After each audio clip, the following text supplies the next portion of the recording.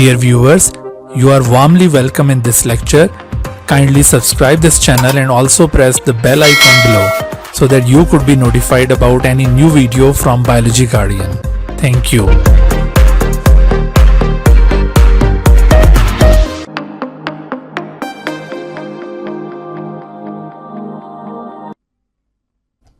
बिस्मिल्लाहिर्रहमानिर्रहीम। रब्बिश्रह ली सदरी व यस्सिर ली अमरी वहलुल उक़दतम मिन लिसानी यफ़क़हू क़ौली। Assalamu alaikum dear students. Welcome in lecture number 2 of chapter 1 of NBF Biology 11, in which we are going to learn about cell fractionation. आज के इस lecture में हमारे जो लर्निंग ऑब्जेक्टिव्स हैं, आज के लेक्चर में हमने techniques used in cell biology के सिलसिले में सेल फ्रैक्शनेशन के बारे में डिस्कस करना है।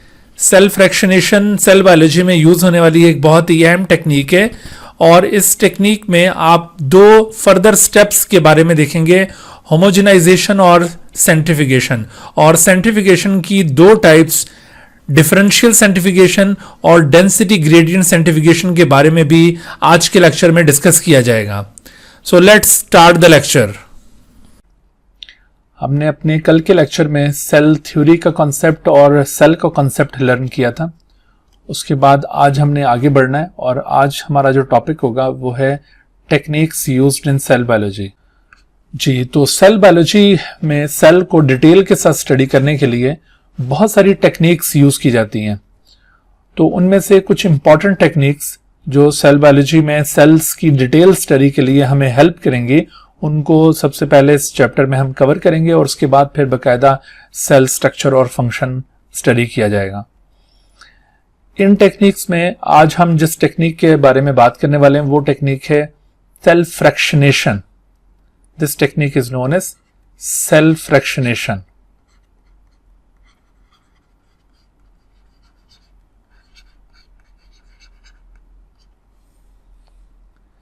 सेल फ्रैक्शनेशन, इसमें देखिए जो वर्ड फ्रैक्शनेशन है इसके अंदर खास तौर पर ये जो फ्रैक्शन वर्ड यूज किया जा रहा है, फ्रैक्शन का मतलब क्या होता है? फ्रैक्शन का मतलब होता है part.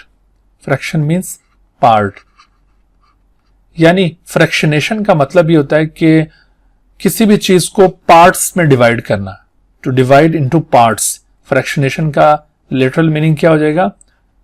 To divide into parts.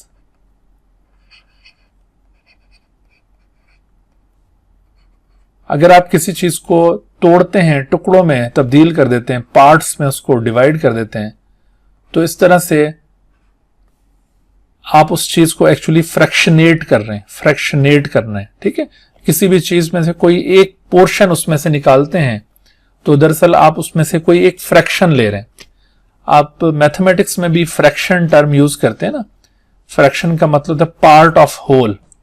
Fraction basically किसे कहते हैं मैथमेटिक्स की लैंग्वेज में? Fraction part of a whole, यानी एक पूरी चीज का कुछ हिस्सा। मिसाल के तौर पर जैसे हम फ्रैक्शन बनाते हैं 1/2, तो 1/2 का मतलब होता है हाफ। ठीक है, हाफ को जैसे एक मुकम्मल चीज है उसका जो हाफ पोर्शन होगा उसे आप 1/2 फ्रैक्शन कहेंगे। इसी तरह से आपने फ्रैक्शन 1/4 देखी होगी। 1/4 का मतलब है उसका चौथा हिस्सा। इसी तरह से 3/4 यानी तीसरा हिस्सा। एक टोटल चीज है उसमें से 3 हिस्सों को कलेक्टिवली हम 3/4। तो ये इस तरह से जिस तरह हम मैथमेटिक्स में फ्रैक्शंस वर्ड यूज करते हैं, बिल्कुल इसी तरह से यहां पर भी फ्रैक्शन वर्ड यूज हो रहा है। तो फ्रैक्शन का मतलब होता है पार्ट ऑफ अ होल और फ्रैक्शनेशन का मतलब क्या हुआ? फ्रैक्शनेशन का मतलब हुआ टू डिवाइड इनटू पार्ट्स। और सेल फ्रैक्शनेशन का मतलब क्या होगा फिर?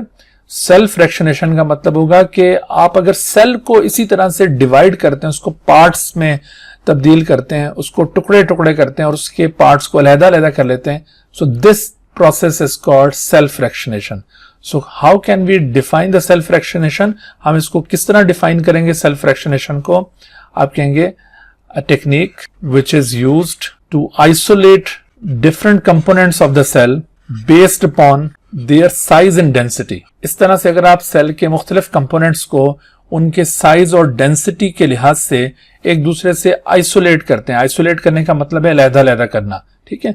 अगर आप किसी सेल के डिफरेंट कंपोनेंट्स को, उसके डिफरेंट सेल ऑर्गेनल्स को एक दूसरे से अलग-अलग करते हैं, किस बुनियाद के ऊपर? साइज और डेंसिटी की बुनियाद के ऊपर। तो इस टेक्निक को क्या कहा जाएगा? सेल फ्रैक्शनेशन, ठीक है जी। तो सेल फ्रैक्शनेशन ये इस तरह का एक इवेंट है। तो हमने सेल फ्रैक्शनेशन को किस तरह से डिफाइन किया? Cell fractionation is a technique which is used to isolate different components of the cell based upon their size and density. Cell fractionation basically ये टेक्निक दो स्टेप्स पर मुश्तमिल है। Steps of cell fractionation. पहले step में हम homogenization करते हैं। पहले स्टेप को कहा जाता है होमोजेनाइजेशन और दूसरे स्टेप को कहते हैं सेंट्रीफ्यूगेशन। होमोजेनाइजेशन और दूसरे स्टेप को कहा जाता है सेंट्रीफ्यूगेशन। तो इस तरह से ये दो स्टेप्स में ये टेक्निक परफॉर्म की जाएगी। Cell fractionation consist of two steps, homogenization and centrifugation. Homogenization क्या होता है? होमोजेनाइजेशन बेसिकली ये formation of homogeneous mass of cell, इसको आप डिफाइन करेंगे। This is formation of homogeneous mass of cell।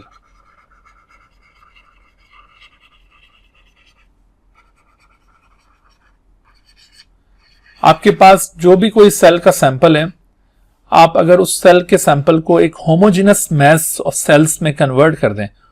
Homogeneous से क्या मुराद होती है? होमोजेनस का मतलब है यूनिफॉर्म। होमोजेनस का क्या मतलब है? यूनिफॉर्म,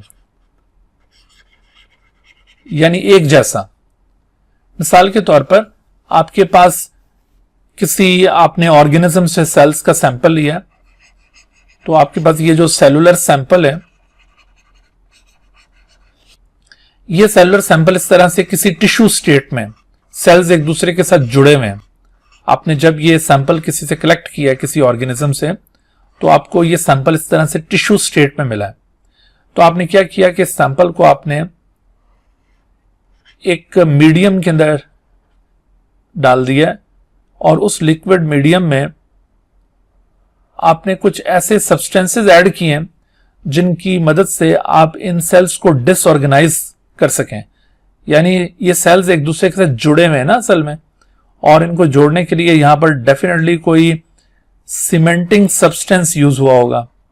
सीमेंटिंग सब्सटेंस, जैसे ईंटों को जोड़ने के लिए सीमेंट हम यूज करते हैं, तो यहां पर भी कोई सीमेंटिंग सब्सटेंस, कोई ऐसी चीज है जिसने इन सेल्स को आपस में जोड़ा हुआ है। जैसे मिसाल के तौर पर अगर ये प्लांट सेल्स होते तो वो सीमेंटिंग सब्सटेंस होता है पैक्टिन। पैक्टिन एक ऐसा मटेरियल है जो प्लांट सेल्स को आपस में जोड़ता है। तो इस तरह से कोई ना कोई सीमेंटिंग सब्सटेंस होता है जिससे सेल्स आपस में जुड़े होते हैं। तो अगर आप इस सेलुलर सैंपल को किसी लिक्विड मीडियम के अंदर डालते हैं, दिस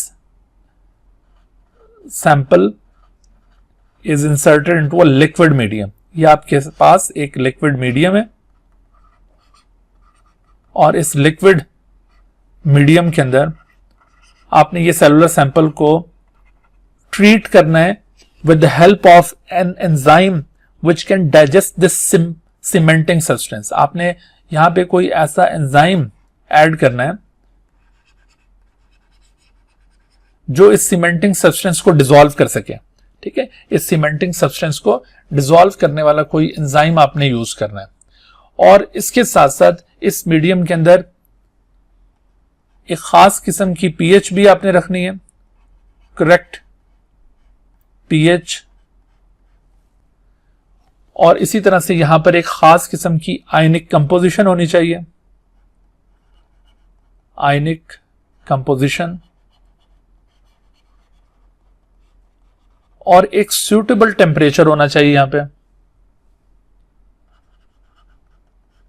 सूटेबल टेम्परेचर। तो अगर आप ये तमाम कंडीशंस यहां पे मेंटेन कर लेते हैं, यानी एक एप्रोप्रिएट एंजाइम आप इसमें डालते हैं जिसकी वजह से ये सीमेंटिंग सब्सटेंस डिसॉल्व हो सके, साथ साथ यहां पर आप कोई करेक्ट पीएच जो इस टेक्निक के लिए सूटेबल होगी वो आप यहाँ पे मेंटेन करते हैं, और इसके साथ साथ आप यहाँ पर एक डेफिनेट आयनिक कंपोजिशन भी मेंटेन करते हैं और सूटेबल टेम्परेचर को भी मेंटेन करते हैं। तो इन कंडीशंस की प्रेजेंस में जब आप एक लिक्विड मीडियम में इस सेलुलर सैंपल को ऐड करेंगे और उसके बाद क्या करेंगे, उसके बाद आपने इसको शेक करना है। The liquid medium will be shaken. आप इस लिक्विड मीडियम में ये सारी चीजें डालकर उसको शेक करेंगे, यानी इसको जोर जोर से हिलाएंगे। आप चाहें तो इसके लिए कोई ब्लेंडर यूज कर सकते हैं। यूजिंग ब्लेंडर, जैसे ये जूसर मशीन होती है ना,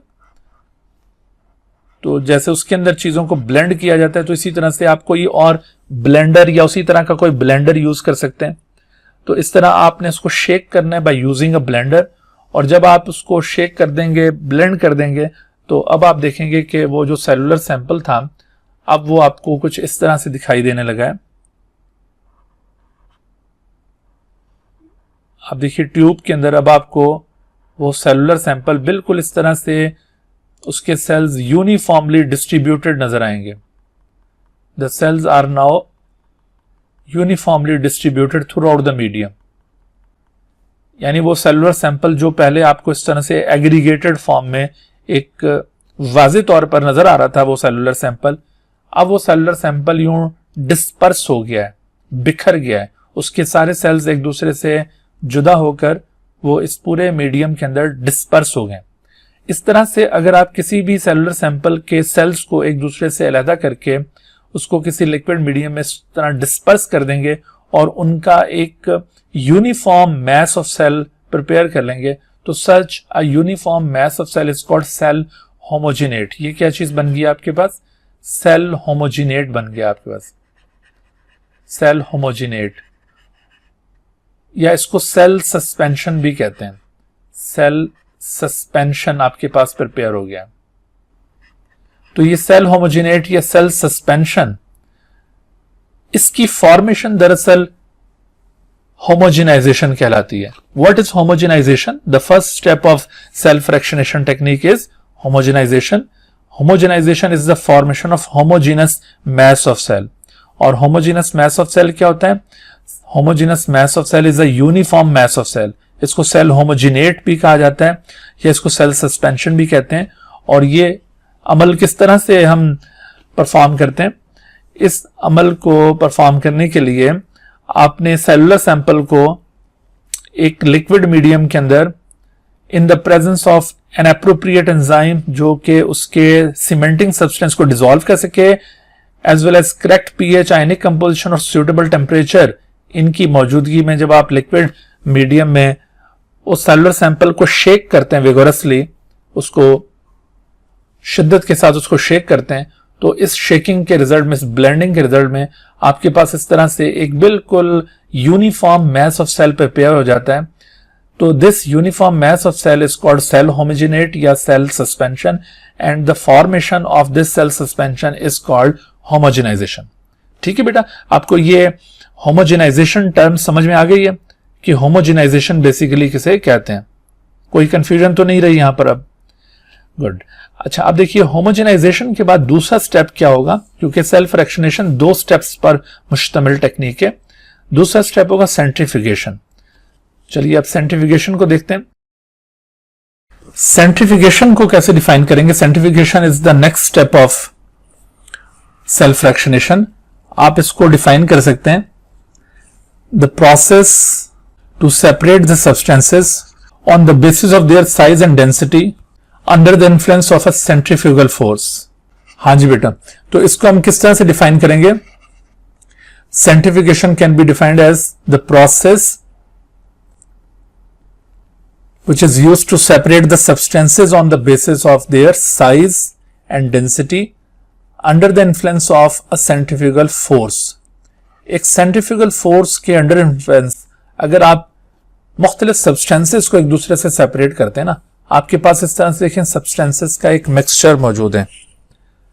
you have different type of substances, कोई बड़े कोई छोटे, इस तरह से ये आपके पास मिक्सचर मौजूद है इस तरह।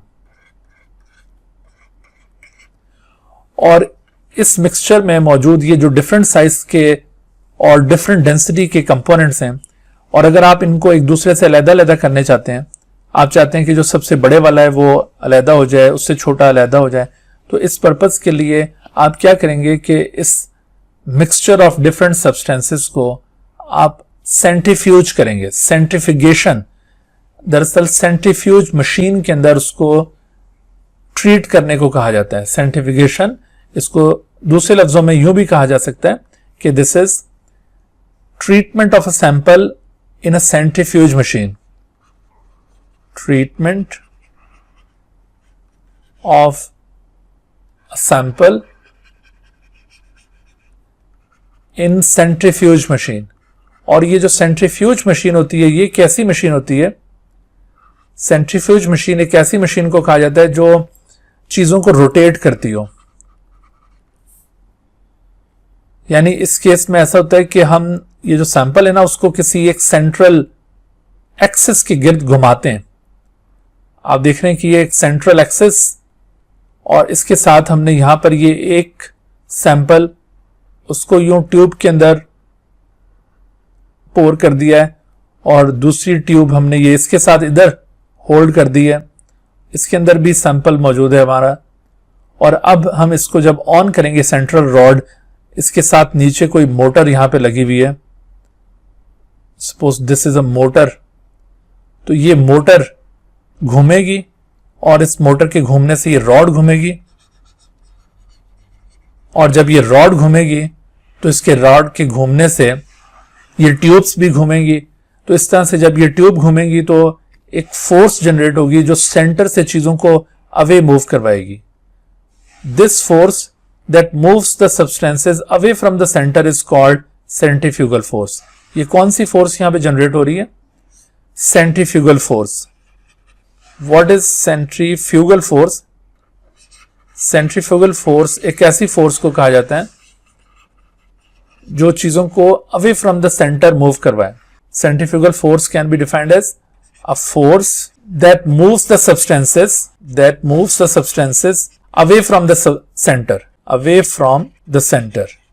तो इस तरह से कोई ऐसी फोर्स जो चीजों को away from the centre move करवाए, दरअसल उस फोर्स को सेंट्रीफ्यूगल फोर्स कहा जाता है। Such a force is called centrifugal force. और ये सेंट्रीफ्यूगल फोर्स कैसे जनरेट होती है? जब भी आप किसी ऐसी मशीन जिसमें चीजों को यूं रोटेट कर सकते हो, तो उस मशीन के अंदर ये सेंट्रीफ्यूगल फोर्स जनरेट हो सकती है। और ऐसी मशीन जो यूं सेंट्रीफ्यूगल फोर्स डेवलप करे, उसको सेंट्रीफ्यूज मशीन कहा जाता है। तो एक सिंपल सेंट्रीफ्यूज मशीन आप अगर देखें तो आपका जो वॉशिंग मशीन होती है ना, वॉशिंग मशीन, ये एक एग्जांपल है सेंट्रीफ्यूज मशीन की। आप वॉशिंग मशीन के अंदर कपड़े डालते हैं और वॉशिंग मशीन को ऑन करते हैं तो वो कपड़ों को घुमाना शुरू कर देती है। जब इस तरह से चीजों को यूं हाई स्पीड पर रोटेट किया जाएगा ना, तो इस हाई स्पीड पर रोटेशन की वजह से जो फोर्स यहां पे डेवलप होगी उसे कहा जाएगा सेंट्रीफ्यूगल फोर्स, जो चीजों को सेंटर से अवे मूव करवाएगी, इस तरह से अवे फ्रॉम द सेंटर। और इस सेंट्रीफ्यूगल फोर्स का असर क्या होगा कि वो जो कपड़ों के अंदर मुख्तलिफ दाग लगे हुए होते हैं ना, वो दाग भी मुख्तलिफ सब्सटेंसेस ही होते हैं दरअसल। तो जब वो इस तरह से कपड़ों को जोर से घुमाया जाता है तो वो दाग उसमें से निकल के अलग हो जाते हैं और कपड़े आपके साफ हो जाते हैं। बिल्कुल इसी तरह से हमारे पास अगर ये डिफरेंट साइज के यूं कोई कंपोनेंट्स मौजूद हैं किसी सैंपल के अंदर, और हम उसको साइज के लिहाज से अलग-अलग करना चाहते हैं, तो हम इसको किसी इस तरह की मशीन के अंदर ट्यूब्स के अंदर डालकर उसको जोर से घुमाएंगे, और इतना जोर से घुमाएंगे कि एक स्ट्रॉन्ग सेंट्रीफ्यूगल फोर्स यहां पे क्रिएट हो, और वो सेंट्रीफ्यूगल फोर्स उन सब्सटेंसेस को एक दूसरे से अलग कर दे on the basis of their size. उसमें देखो, जो जितना बड़े साइज का होगा वो उतना जल्दी अवे जाएगा, जो जितना छोटे साइज का होगा वो उतना स्लोली अवे जाएगा। अवे का मतलब है कि दूर जाएगा सेंटर से। तो इस तरह से ये जितने भी कंपोनेंट हैं वो अपने साइज के लिहाज से एक दूसरे से अलहदा होना शुरू हो जाएंगे। सबसे पहले बड़े कंपोनेंट अलहदा होंगे, फिर उसके बाद उससे छोटे, फिर उससे छोटे और उससे छोटे। इस तरह से ये सारे कंपोनेंट एक दूसरे से अलहदा किए जा सकते हैं। ठीक है, आपको सेंट्रीफ्यूगेशन का कॉन्सेप्ट समझ में आया कि centrifugation basically this is a process to separate, used to separate the substances on the basis of their size and density under the influence of centrifugal force. Yeah, in other words, centrifugation is the treatment of a sample in a centrifuge machine. और मैंने आपको ये centrifuge machine का principal भी बता दिया कि एक ऐसी मशीन है जो किसी चीज को इस तरह रोटेट करती है बहुत हाई स्पीड के ऊपर, और इस रोटेशन के रिजल्ट में एक फोर्स जनरेट होती है कॉल्ड सेंट्रीफ्यूगल फोर्स। और ये सेंट्रीफ्यूगल फोर्स चीजों को चूंकि सेंटर से अवे मूव करवाती है, तो इसकी वजह से फिर वो जो डिफरेंट साइज के कंपोनेंट्स हैं वो अपने साइज और डेंसिटी के लिहाज से अलहदा होना शुरू हो जाते हैं। ठीक होगी बात। अच्छा, आप देखिए ये सेंट्रीफ्यूगेशन जो है ना, इसकी दो टाइप्स हैं, types of centrifugation. There are two types of centrifugation. तो दोनों में से कोई भी सेंट्रीफ्यूगेशन यूज किया जा सकता है। टाइप्स ऑफ सेंट्रीफ्यूगेशन, एक टाइप को कहा जाता है डेंसिटी ग्रेडियंट सेंट्रीफ्यूगेशन और दूसरी टाइप को डिफरेंशियल सेंट्रीफ्यूगेशन कहा जाएगा। One is called density gradient centrifugation और दूसरी टाइप को कहते हैं डिफरेंशियल सेंट्रीफ्यूगेशन। अब इन दोनों का हमने अंडरस्टैंड करना है कि डिफरेंशियल सेंट्रीफ्यूगेशन और डेंसिटी ग्रेडियंट सेंट्रीफ्यूगेशन, इन दोनों का क्या प्रिंसिपल है और इन दोनों में क्या फर्क है। तो आइए पहले देखते हैं कि what is density gradient centrifugation. देखिए, डेंसिटी ग्रेडियंट सेंट्रीफ्यूगेशन ये एक ऐसी टेक्निक होगी जिसमें हमने एक आयनिक मीडियम के अंदर सेंट्रीफ्यूज करना है। यहां पे क्या क्या कैरेक्टरिस्टिक्स आप देख रहे हैं कि N ionic medium will B use, ionic medium यानी लाजमी तौर पर आपने जिस मीडियम के अंदर अपना सैंपल सेंट्रीफ्यूज करना है ना, that medium should be an ionic medium, कोई पर्टिकुलर आयनिक मीडियम होगा। और ये आयनिक मीडियम जब आप प्रिपेयर करेंगे, मिसाल के तौर पर ये आपने एक ट्यूब के अंदर इस आयनिक मीडियम को प्रिपेयर किया, तो आप इस ट्यूब के अंदर इस आयनिक मीडियम को देख रहे हैं कि इस ट्यूब के अंदर जो भी आपने कोई आयनिक सब्सटेंस यूज किया, जैसे NaCl है, सीजियम क्लोराइड है, तो कोई भी आप आयनिक सब्सटेंस यूज कर सकते हैं, जैसे ये NaCl या सीजियम सोडियम क्लोराइड या सीजियम क्लोराइड या इस तरह से कोई भी और आप ले सकते हो आयनिक सब्सटेंस जो आयंस में डिसोशिएट हो सके। तो जब आप इसका एक फ्रेश सॉल्यूशन प्रिपेयर करेंगे तो इसके जो आयंस होंगे वो बिल्कुल इवनली डिस्ट्रीब्यूटेड होंगे। The ions are equally distributed throughout the medium. Evenly distributed का मतलब है कि बिल्कुल इक्वली वो डिस्ट्रीब्यूटेड हैं पूरे मीडियम के अंदर। और जो आपका वो सेल होमोजिनेट था, तो वो सेल होमोजिनेट उसके सेल्स, उसके कंपोनेंट्स भी इस वक्त आपके पास यहां पर इस तरह से वो इवनली डिस्ट्रीब्यूटेड हैं। कोई बड़ा कंपोनेंट है, कोई छोटा है, कोई बड़ा है, इस तरह से ये सब एक दूसरे के साथ यूं मिक्स आपको नजर आ रहे हैं। तो इस तरह आप देख रहे हैं कि ये जो आपका सेलुलर सैंपल था, तो वो सेलुलर सैंपल, वो जो सेल होमोजिनेट था, वो भी इस तरह से यहां पर बिल्कुल इक्वली डिस्ट्रीब्यूटेड है। और साथ जो हमने वो आयनिक सॉल्यूशन बनाया, वो भी उसके आयंस बिल्कुल इक्वली डिस्ट्रीब्यूटेड हैं। लेकिन जब आप इसको सेंट्रीफ्यूज करेंगे, तो सेंट्रीफ्यूज करने पर क्या होगा, सेंट्रीफ्यूज करने के बाद अब आपके पास ये जो ट्यूब है उसकी शक्ल कुछ इस तरह से नजर आएगी कि इस ट्यूब में सेंट्रीफ्यूगेशन की वजह से एक आयनिक ग्रेडियंट स्टैब्लिश हो जाएगा। क्योंकि आपने इसको सेंट्रीफ्यूज किया है ना, तो सेंट्रीफ्यूज करने का मैंने अभी आपको तरीका क्या बताया था कि आपने इस तरह से एक सेंट्रल एक्सिस के गिर्द ट्यूब को रोटेट करना होता है। ये सेंट्रल एक्सिस और इसके गिर्द अगर आप ये ट्यूब को रोटेट करेंगे और उसके नतीजे में इस तरह से एक सेंट्रीफ्यूगल फोर्स इस ट्यूब के अंदर डेवलप होगी, तो because of this centrifugal force, ठीक है, इस तरह से सेंट्रीफ्यूगल फोर्स डेवलप होगी और ये चीजों को इस तरह से सेंटर से अवे मूव करवाती है। तो आप देखेंगे कि जितने भी आयंस थे यहां पर, वो सारे एक दूसरे से डिस्पर्स होकर, एक दूसरे से अलहदा होकर वो इस तरह से बिखर गए। देखिए, वो ions bottom of the tube के अंदर बहुत ज्यादा इकट्ठे हो गए, क्योंकि ये सेंटर से अवे मूव करवा रही है ना ये फोर्स ड्यू टू सेंट्रीफ्यूगेशन। तो इस फोर्स की वजह से मोर आयंस विल बी एग्रीगेटेड, ज्यादा आयंस आपको यहां पर इसकी बॉटम के अंदर जमा होते हुए नजर आ रहे हैं, और ग्रेजुअली आपको उसके ऊपर वाले हिस्से में आयंस की कंसंट्रेशन कदरे कम होती हुई नजर आ रही है। तो जैसे जैसे आप इस ट्यूब के ऊपर वाले हिस्सों में देख रहे हैं तो आपको आयंस की कंसंट्रेशन में फर्क नजर आ रहा है, लेकिन निचला हिस्सा जो इस ट्यूब का है यानी बॉटम ऑफ द ट्यूब, वहां पर इन आयंस की कंसंट्रेशन बेतहाशा है, बहुत ज्यादा आयंस नीचे मौजूद है। तो आपने देखा कि यहां पर आयंस का एक ग्रेडियंट क्रिएट हो गया। आयंस में इस तरह से आपको ये डेंसिटी का डिफरेंस नजर आ रहा है, ऊपर वाले हिस्से में लो डेंसिटी नजर आ रही है और नीचे वाले हिस्से के अंदर हाई डेंसिटी नजर आ रही है।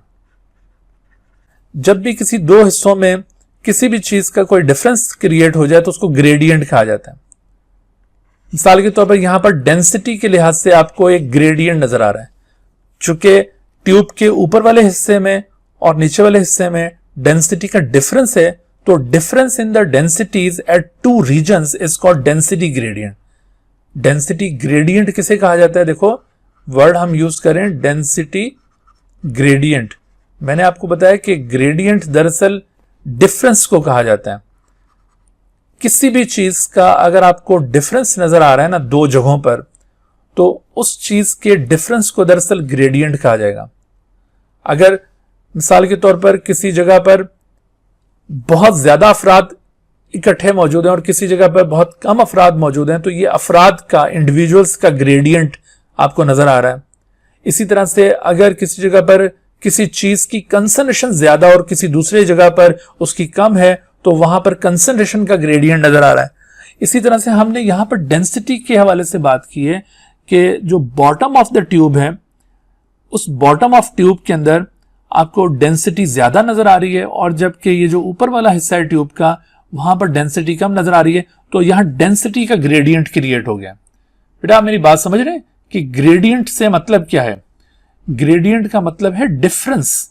तो यहां पर डेंसिटी का डिफरेंस है अपर रीजन और lower region of the tube के अंदर, तो इस चीज को हमने डेंसिटी ग्रेडियंट कहा है।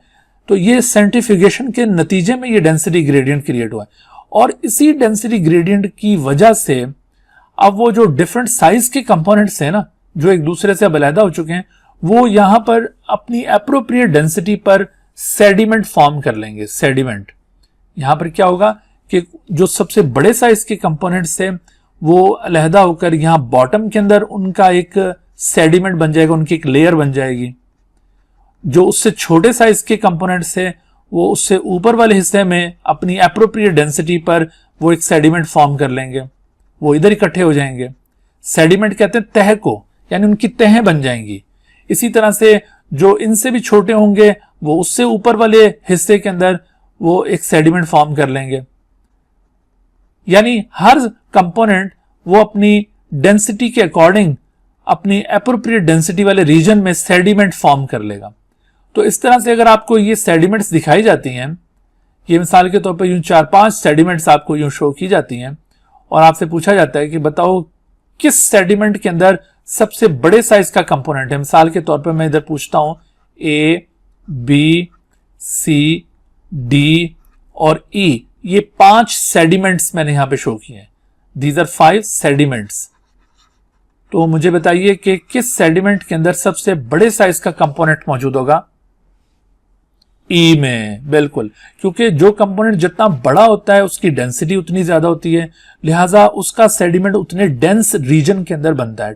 ट्यूब के मुख्तलिफ हिस्सों में आपको आयंस की डेंसिटी डिफरेंट नजर आ रही है, तो जो कंपोनेंट जितना बड़ा और जितनी उसकी डेंसिटी होगी वो अपने एप्रोप्रिएट डेंसिटी वाले एरिया के अंदर अपना सेडिमेंट फॉर्म करेगा। इस तरह से आपको ये जो डिफरेंट सेडिमेंट मिल रहे हैं, इन सेडिमेंट्स में आपको डिफरेंट साइज के कंपोनेंट्स मिलेंगे सेल के। अब वो जो सेल के डिफरेंट पार्ट्स होते हैं ना, सेल मेम्ब्रेन है, उसके ऑर्गेनल्स हैं, माइटोकॉन्ड्रिया, क्लोरोप्लास्ट, राइबोसोम, न्यूक्लियस, ये सब कुछ एक दूसरे से अलहदा हो चुका है, क्योंकि जब आपने इतना जोर से सेल्स को घुमाया ना तो उससे उसकी मेम्ब्रेन भी ऊपर से रप्चर हो गई है, टूट गई है, उसके अंदर से जो ऑर्गेनल्स हैं वो भी बिखर गए हैं और ये सारा कुछ एक दूसरे से सेपरेट होकर डिफरेंट सेडिमेंट में अरेंज हो गया।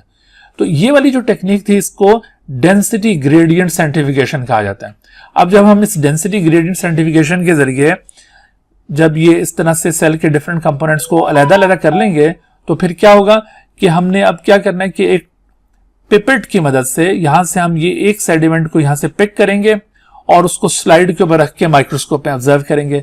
फिर हम किसी और पिपेट की मदद से, पिपेट समझते हैं, केमिस्ट्री लैब के अंदर आपने एक अपरेटस यूज किया होगा, ये अपरेटस कहलाता है पिपेट। यानी पिपेट जो होता है ना, ये इस तरह से एक गिलास का ये अपरेटस होता है कि उसका आगे जो माउथ है वो थोड़ा सा नैरो होगा और पीछे इस तरह से ये एक गिलास की ट्यूब होती है और इस गिलास की ट्यूब के इधर आप इस तरह से अपना माउथ लगाकर यहां से उस सैंपल को पिक करते हैं। कोई भी लिक्विड सैंपल उसको पिक करने के लिए इसे यूज किया जाता है। कभी देखा आपने यूज किया इसको? तो ये कहलाता है पिपेट। तो इस तरह से आप with the help of pipette आप यहां से एक सेडिमेंट को एहतियात से उठाएंगे ताकि दूसरे डिस्टर्ब ना हो और उसको स्लाइड पे रख के उसको फिर आप माइक्रोस्कोप के अंदर ऑब्जर्व करेंगे। फिर इसी तरह से आप दूसरे सेडिमेंट को यहां से एहतियात से उठाएंगे, उसको स्लाइड पे रख के ऑब्जर्व करेंगे। इस तरह आपने देखा कि आपने सेल के जो डिफरेंट कंपोनेंट्स हैं उनको अलग-अलग कर लिया। बिल्कुल इसी तरह से दूसरी जो टेक्निक है उसे कहते हैं डिफरेंशियल सेंट्रीफिकेशन। अब जरा उसको भी देख लेते हैं हम। डिफरेंशियल सेंट्रीफिकेशन क्या है? दरअसल डिफरेंशियल सेंट्रीफिकेशन में क्या किया जाता है कि उसमें हम डिफरेंट स्पीड्स यूज करते हैं। उसमें कोई एक ही स्पीड के ऊपर सेपरेट नहीं करते, बल्कि हम उसमें ये देखते हैं कि कितना तेजी से कोई पार्टिकल जो है ना वो सेडिमेंट फॉर्म कर सकता है। डिफरेंशियल सेंट्रीफिकेशन इसके अंदर क्या होता है कि the sedimentation rate for a particle of given size and shape major how fast the particle settles और सेडिमेंट्स। तो देखो इसमें हमने क्या करना होता है, डिफरेंशियल सेंट्रीफिकेशन में हमने करना होता है कि हम डिफरेंट स्पीड्स यूज करते हैं। ठीक है, centrification is performed at different speeds और हर स्पीड के बाद आपको कोई एक सेडिमेंट हासिल हो जाएगा। यानी कोई जो पार्टिकल होगा ना सेल का, कोई कंपोनेंट, वो हाई स्पीड के ऊपर आइसोलेट होगा और कोई लो स्पीड पर आइसोलेट होगा। तो हमने इस तरह से बार बार डिफरेंट स्पीड्स यूज करनी है। मिसाल के तौर पर आपके पास ये एक सेल होमोजिनेट है, तो इस सेल होमोजिनेट के अंदर इस वक्त आपके पास ये डिफरेंट साइज के जो कंपोनेंट्स हैं इस तरह से ये बिखरे पड़े हैं और अब आपने इसको, ये है आपके पास सेल होमोजिनेट, सेल होमोजिनेट।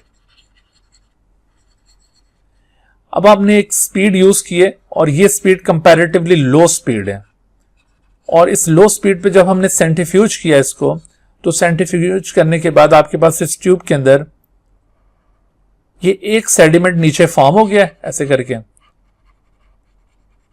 और बाकी के जो कंपोनेंट हैं वो स्टिल ऊपर मौजूद हैं। बाकी के कंपोनेंट सारे अभी ऊपर मौजूद हैं, सिर्फ एक नीचे सेडिमेंट फॉर्म हो गया। ये जो बॉटम सेडिमेंट बना है ना, दरअसल इस बॉटम सेडिमेंट को कहते हैं पैलेट। इस बॉटम सेडिमेंट को क्या कहते हैं? पैलेट। तो आपके पास ये एक पैलेट फॉर्म हो गया। What is pellet? This is bottom sediment, bottom sediment. और जबकि ऊपर पोर्शन आपको जो लिक्विड स्टेट में नजर आ रहा है उसको कहते हैं सुपरनेटेंट, सुपरनेटेंट। तो इस तरह से आपने देखा कि जब आपने लो स्पीड के ऊपर सेंट्रीफ्यूज किया तो आपको एक बॉटम सेडिमेंट मिल गया जिसको पैलेट कहा जाता है और ऊपर एक लिक्विड मीडियम मिला जिसको सुपरनेटेंट कहा जाता है। तो जो सबसे बड़े साइज का कंपोनेंट था वो इस पैलेट के अंदर सेटल डाउन हो गया है, वो जल्दी क्विकली अलग हो गया है। तो अब हम क्या करेंगे कि इसका ये जो सुपरनेटेंट है, सिर्फ इस सुपरनेटेंट को हम एक और ट्यूब के अंदर डालेंगे और उस ट्यूब को फिर दोबारा सेंट्रीफ्यूज करेंगे। अब हमने ये सुपरनेटेंट लिया है, ओनली द सुपरनेटेंट, उसको फिर दोबारा से हम सेंट्रीफ्यूज करेंगे और अब की दफा हम इसको सेंट्रीफ्यूज करेंगे एट हायर स्पीड, पहले के मुकाबले में थोड़ी सी ज्यादा स्पीड के ऊपर उसको सेंट्रीफ्यूज किया जाएगा। तो जब पहले के मुकाबले में थोड़ी ज्यादा स्पीड पे इसको सेंट्रीफ्यूज करते हैं तो अगेन इस स्टेप के बाद आपके पास एक बॉटम सेडिमेंट हासिल हो जाएगा और बाकी कंपोनेंट अभी ऊपर लिक्विड मीडियम के अंदर आपको सस्पेंडेड नजर आएंगे। यानी अगेन आपके पास एक पैलेट बन गया है, this one is called pellet, और ये आपके पास सुपरनेटेंट बन गया, सुपरनेटेंट। ठीक है, लेकिन ये जो पैलेट वन था ना आपका, पैलेट वन, इसके मुकाबले में अब जो पैलेट टू आपके पास बना है, तो पैलेट टू में छोटे साइज के कंपोनेंट होंगे। It contain smaller components, smaller components यहां पे मौजूद होंगे। लेकिन जो पैलेट वन था उसके अंदर लार्जर कंपोनेंट्स है, लार्जर कंपोनेंट्स। तो याद रखिए इस तरह से आपने ये लो स्पीड, उसके बाद आपके पास पैलेट और सुपरनेटेंट आया, सुपरनेटेंट को फिर हायर स्पीड पर सेंट्रीफ्यूज किया, फिर आपके पास एक पैलेट सुपरनेटेंट आया, फिर आप इस स्टेप को दोहराएंगे, आप फिर दोबारा सुपरनेटेंट को मजीद हायर स्पीड के ऊपर सेंट्रीफ्यूज करेंगे, फिर आपके पास इस तरह पैलेट आ जाएगा, उसको पैलेट 3 कहा जाएगा, और उसके अंदर क्या होगा, उसके अंदर मजीद छोटे साइज के कंपोनेंट्स होंगे। अगर इस तरह से आप बार बार डिफरेंट स्पीड्स के ऊपर सेंट्रीफ्यूज करते जाएं उसको, तो इस तरह डिफरेंट स्पीड पर सेंट्रीफ्यूज करने के बाद आपके पास जो डिफरेंट पैलेट्स हासिल होंगे, उन पैलेट्स के अंदर डिफरेंट साइज के कंपोनेंट्स आपको मिल जाएंगे। जो सबसे पहला पैलेट होगा उसमें सबसे बड़े साइज के कंपोनेंट, उसके बाद वाला पैलेट उसके अंदर उससे छोटे साइज के कंपोनेंट, उसके बाद वाले पैलेट में उससे छोटे साइज के कंपोनेंट। तो इस तरह से जो सेंट्रीफिकेशन की जाती है उसे क्या कहते हैं, डिफरेंशियल सेंट्रीफिकेशन। ठीक है बेटा, तो आपको ये दोनों सेंट्रीफिकेशन टेक्निक समझ में आई है, density gradient centrification and differential centrification. जैसे मैंने यहां पर डेंसिटी ग्रेडियंट सेंट्रीफिकेशन में ये क्वेश्चन पूछा था, ये डिफरेंट सेडिमेंट्स को यूं लेबल करके पूछा कि किस सेडिमेंट के अंदर सबसे बड़ा कंपोनेंट है, किस में सबसे छोटा है। बिल्कुल इसी तरह से ये पैलेट 1, पैलेट 2, पैलेट 3, इनके बारे में भी आपसे पूछा जा सकता है कि किस पैलेट के अंदर कौन सा कंपोनेंट होगा। मिसाल के तौर पर मैं आपको कहता हूं कि nucleus is the largest organelle of the cell, it will be collected in which of the following pellet, pellet 1 में होगा, पैलेट 2 में होगा, पैलेट 3 में, किस में होगा, तो आपने कहना 1 में। और राइबोसोम बहुत छोटे साइज के कंपोनेंट हैं, तो वो ऑब्वियसली पैलेट, लास्ट पैलेट में होंगे। जो भी हम 3-4 पैलेट्स ऑब्टेन करेंगे आखिरी वाले में वो राइबोसोम होंगे। ठीक हो गया। तो इस तरह से ये दो टेक्निक्स हैं सेंट्रीफिकेशन की। यूं आपकी ये जो टेक्निक थी सेल्फ फ्रैक्शनेशन वो कंप्लीट हुई। इसमें 2 स्टेप्स हमने डिस्कस किए, पहला स्टेप होमोजेनाइजेशन और दूसरा स्टेप सेंट्रीफिकेशन, और सेंट्रीफिकेशन की फर्दर 2 टाइप्स थी। सो इस तरह से हम सेल के डिफरेंट कंपोनेंट्स को आइसोलेट करते हैं। अगला टॉपिक शुरू करने से पहले हम जरा इन दोनों टेक्निक्स के दरमियान जो डिफरेंस है ना उसको जरा पॉइंट आउट कर दें कि इन दोनों टेक्निक्स में बेसिकली क्या डिफरेंस है। तो उसमें देखो, सबसे पहला पॉइंट आपने ये नोट करना है कि डिफरेंशियल सेंट्रीफिकेशन टेक्निक जो आपने पढ़ी उसमें आपने देखा था कि in this method several times centrifugation is performed. हमने बार बार सेंट्रीफिकेशन परफॉर्म किया था ना, आपको याद है, पहले लो स्पीड के ऊपर, फिर हायर स्पीड पर, फिर उससे हायर स्पीड पर।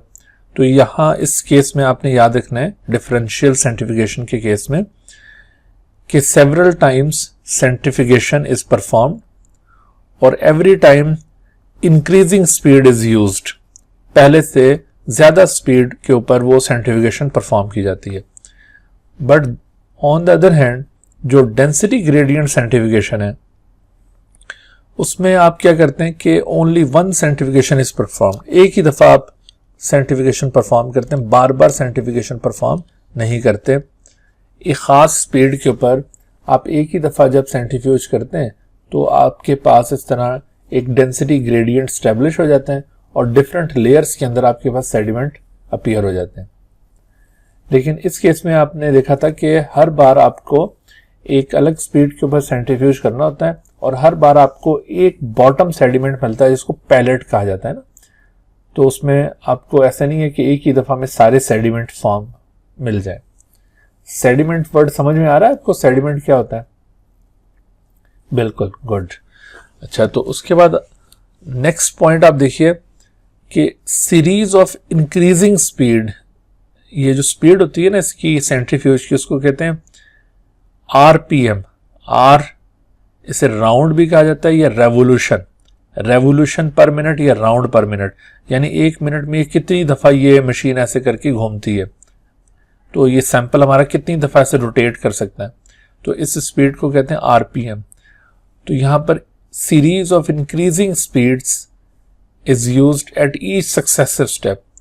जैसे मैंने कहा था, पहले हम लो स्पीड पे सेंट्रीफ्यूज करेंगे, उसके बाद उससे हायर स्पीड के ऊपर, उसके बाद उससे हायर स्पीड पर, तो इस तरह ग्रेजुअली आप हर स्टेप के ऊपर अपनी स्पीड, उसकी जो सेंट्रीफ्यूज की स्पीड उसको बढ़ाते चले जाएंगे।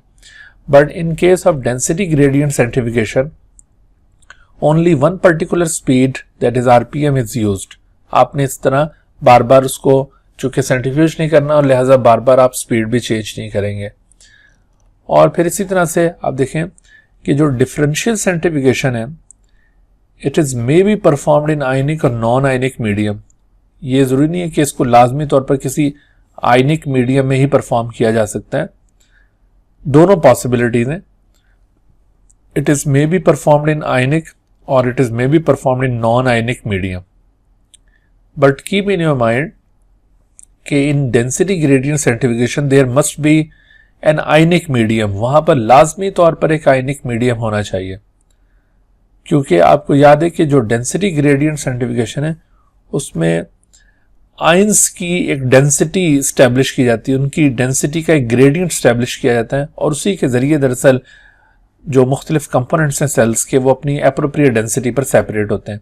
तो यहां पर लाजमी तौर पर the technique is performed in an ionic medium, ठीक है। तो must be performed in ionic medium, और ये मे बी परफॉर्म्ड इन आयनिक और नॉन आयनिक मीडियम, ठीक है जी। तो इस तरह से आप ये 3 पॉइंट डिफरेंशिएट कर सकते हैं। इसके अलावा यहां पर एक और पॉइंट हम ये भी ऐड कर सकते हैं कि डिफरेंशियल सेंट्रीफिकेशन में always you get only one sediment which is developed at the bottom. ऐसे ही था ना, हमेशा आप कितने सेडिमेंट ऑब्टेन करते थे? 1, और वो सेडिमेंट कहां पे बनता था? बॉटम के अंदर। और उस बॉटम सेडिमेंट को क्या कहते थे? पैलेट। बस ये आपने ये टर्म याद रखनी है, पैलेट उसे कहा जाता था। लेकिन इस केस में आपको सेवरल सेडिमेंट मिलेंगे डिफरेंट लेवल्स के ऊपर, तो यहां पे सेवरल सेडिमेंट फॉर्म होते हैं, लेकिन यहां पर एक ही सेडिमेंट बनेगा, दैट इज कॉल्ड पैलेट। चलें जी, तो इस तरह हमने ये डिफरेंशियल सेंट्रीफिकेशन और डेंसिटी ग्रेडियंट सेंट्रीफिकेशन के दरमियान डिफरेंशिएट किया। इंशाल्लाह कल के लेक्चर में फिर हम अगला जो टॉपिक है इसका उसको कंटिन्यू करेंगे। तब तक के लिए इजाजत, अल्लाह हाफिज। Dear viewers, thank you for watching this video.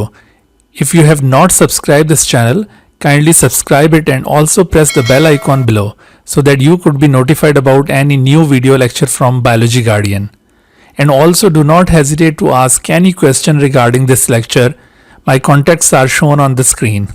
Thank you once again.